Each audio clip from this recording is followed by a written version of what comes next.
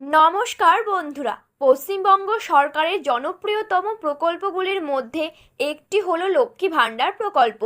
21-এর বিধানসভার নির্বাচনের পর এই প্রকল্প চালু করেছিল রাজ্য সরকার। 2024 সালের লোকসভা ভোটের আগে ভাতা বাড়ানো হয়েছে। 500 টাকার বদলে বর্তমানে 1000 টাকা করে পেয়ে থাকেন বাংলার মহিলারা। এবার এই প্রকল্প নিয়েই নতুন আপডেট। কি সেই আপডেট জানাবো সম্পূর্ণ বিস্তারিত ভিডিওটিতে।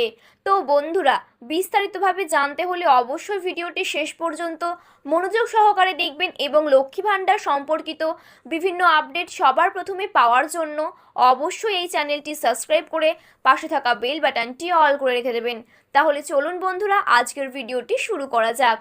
লক্ষ্মী ভাণ্ডার প্রকল্পের মাধ্যমে উপকৃত হয়েছেন অগুন্তি মহিলা। পশ্চিমবঙ্গ সরকারের এই প্রকল্পের ফর্ম ফিলআপের সময় অনেকেই নানা রকম সমস্যার সম্মুখীন হন।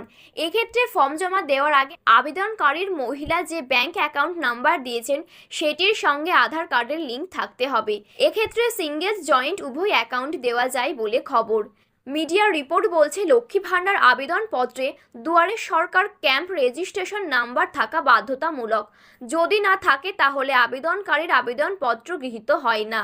প্রকল্পের ফর্মে স্বাস্থ্যসাথী নম্বর দেওয়ার পাশাপাশি বেশ কিছু নথিপত্র জমা করতে হয় বলে জানা যাচ্ছে। একটি সংবাদ মাধ্যমে প্রকাশিত প্রতিবেদন অনুসারে লক্ষ্মী ভাণ্ডার আবেদনপত্রের সঙ্গে আবেদনকারীর Aadhaar card, ration card, voter card, Swasthyasathi card এবং ব্যাংকের পাসবুকের জেরক্স দিতে হয়।